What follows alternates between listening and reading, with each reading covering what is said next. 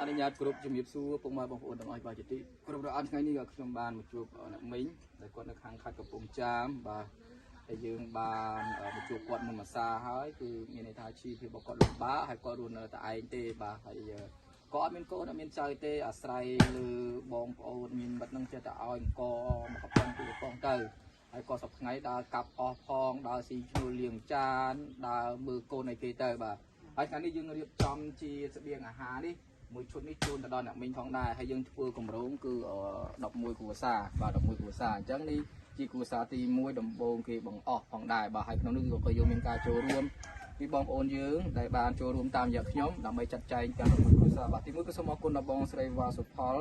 បងរឿនសវងបងបាទលុចបាទលូឈិញឈិញបាទអ្នកមីងមហោហូហុងបងលីណាបងស្រីអូនសុកម្ចាស់ហាងអាមួយបយុធីសាឡនអ្នកម៉ាក់សោមសេរីបងលីលីតាំងបងម៉ាលីន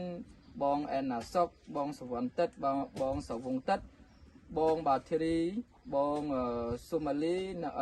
នកមីងអ៊ុំយឿនបងបាទគ្រីស្តុនផូរេចបងបាទភឿនយិនបាទគឺបងភឿនយិននិងបងបាទរតអូនបងតារារតច័ន្ទបាទប្អូនស្រីបាទនីនលឹមបងប្រុសហៀស៊ីប៉ាវអ្នកមីងបាទសុធីស៊ីនអ្នកមីងបាទលីវីនីក្នុងការដែលចូលរួមជួយទាំង11គ្រួសារឥឡូវនេះជាគ្រួសារទី1អ្នកមីងសប្បាយចិត្តអត់បាទសប្បាយចិត្តបាទយើងចាត់ចែងនេះបាទមានដូចជាក៏មានទឹកត្រីអីចឹងទៅរួមនឹងថវិកាបាទមួយគ្រួសារគឺ50000ផងដែរបាទជូនដល់អ្នកមីង